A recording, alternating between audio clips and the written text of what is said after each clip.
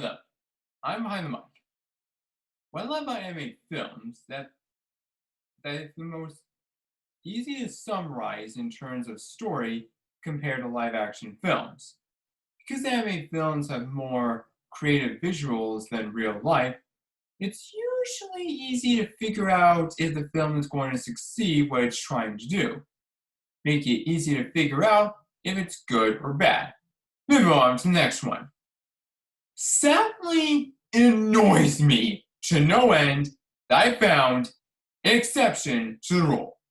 A film that I hated that everyone loves, but it took me a lot of research to figure out why I hate it. And that is Frozen.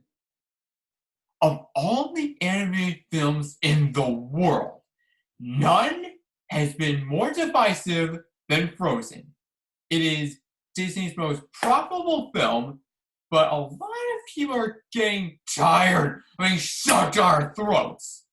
And while I'm not alone for hating this film, no matter how hard I try, I can't convince my family that it's so terribly written because my explanations back then were not detailed enough, apparently. Well, it's time to really give my all. Here's my detailed reasons as to why Frozen is Disney's most pretentious film. First of all, it's not very faithful to its source material, the Snow Queen. Disney is most known for making adaptations of iconic fairy tales, and the fact that the whimsical and serious moments play off each other so well in previous films is a big part of what gives the series so much character, but there needs to be a limit to how much you change from the book, and with Frozen, we may have found it. What makes Frozen's flaws so obvious is that the Snow Queen fairy tale was written by Hans Christian Andersen, the same guy who wrote The Little Mermaid, which Disney also adapted. So I have to compare the two, and sadly, it doesn't compete. What makes The Little Mermaid film so great is that all your favorite characters from the book are in it. The only big change from the book is the ending. With Frozen, they took out my favorite character, Kai. He's not in the movie at all. The story of the Snow Queen is about a girl named Gerda and her brother Kai. One day, a shard of an evil mirror got caught in Kai's eye, which caused him to be very mean and negative. He soon runs away, gets kidnapped by the Snow Queen, and it's up to Gerda to save him. Obviously, Anna is Gerda, and Elsa is the Snow Queen. But what is the point of being based on the Snow Queen with no Kai? Well, according to the Disney Wiki, Elsa is supposed to represent the Kai and Snow Queen mixed together. So when Elsa runs away from her kingdom, it's Kai kidnapping himself. That is a stupid idea! Unless you know the Disney Wiki, how are fans of the book supposed to know that? Why would you do this? Apparently, Elsa was originally supposed to be an outright villain, but when the writers heard the song Let It Go, they changed the whole plot all over again and make Elsa more of an anti-hero, as they described. Well, if that's the case, I'm pretty underwhelmed. You see, an anti-hero makes us question whose side they're on. It's no surprise that the execution could have been better because the last time Disney made anti-hero would have to be Iago from the Aladdin TV show. But I don't want to talk about him because no one likes Gilbert Gottfried! Probably my favorite example of an anti-hero is Discord from My Little Pony Friendship is Magic. He started out as your typical villain, but then he was forced to switch sides when he was defeated. But personality-wise, he is still the same, so he still makes you question of his true intentions. Elsa is not like that at all. You can make the argument she was about to kill someone at one point, but really, she kind of had no choice because, spoiler alert, Hans and his men attacked her first.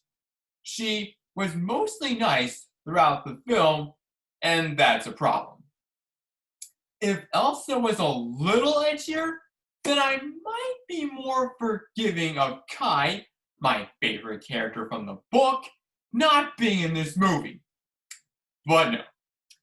So as an adaptation, it fails. So, you're probably wondering, does Frozen work on its own right? The short answer is no. The plot is that Elsa has ice powers for some reason. She loses control of her ice powers for some reason. Then after Elsa sings Let It Go, Anna asks, "Hey Elsa, can you stop the eternal winter?"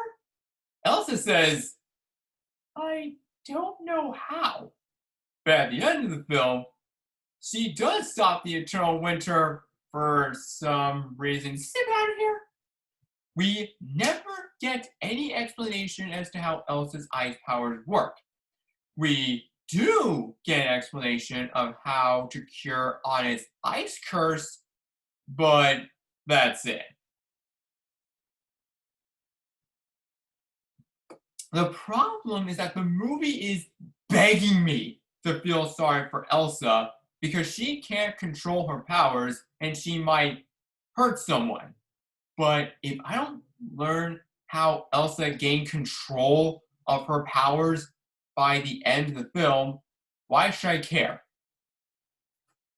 If you want an example of how to do a story like this done right, I recommend Static Shock and X-Men Evolution. These shows either A, explain how their powers work, or B, even better, the character commits to go through training to control their powers. Frozen doesn't do this. And don't tell me to suspend my disbelief. No, The Little Mermaid and the Princess and the Frog did a good job following their own rules. I'm not giving Frozen a free pass. As for the reason for the lack of details, we'll get this.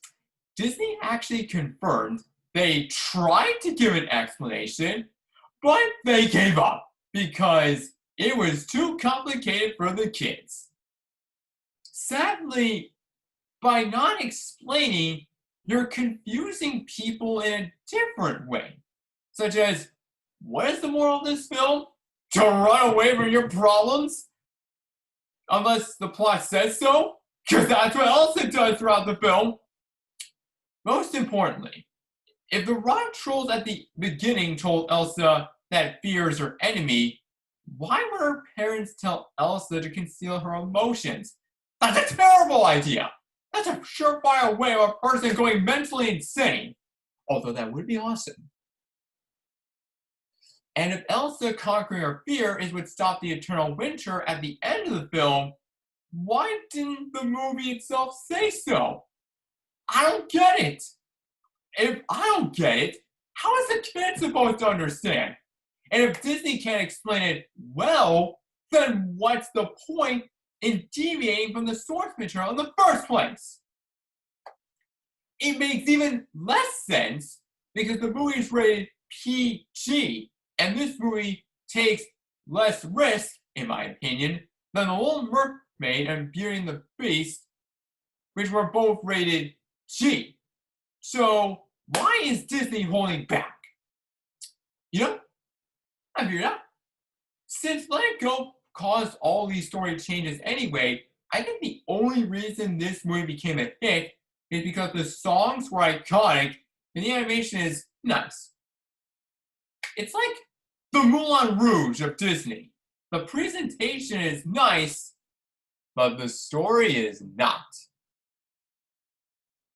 This Frozen is a fine example of what happens when you combine two very ambitious ideas together without considering the consequences of doing so. Does it want to be X-Men? Does it want to be like the Snow Queen? It's kind of like both, but at the end, it results feel very messy compared to the whole. And no, I'm not going to talk about Frozen 2.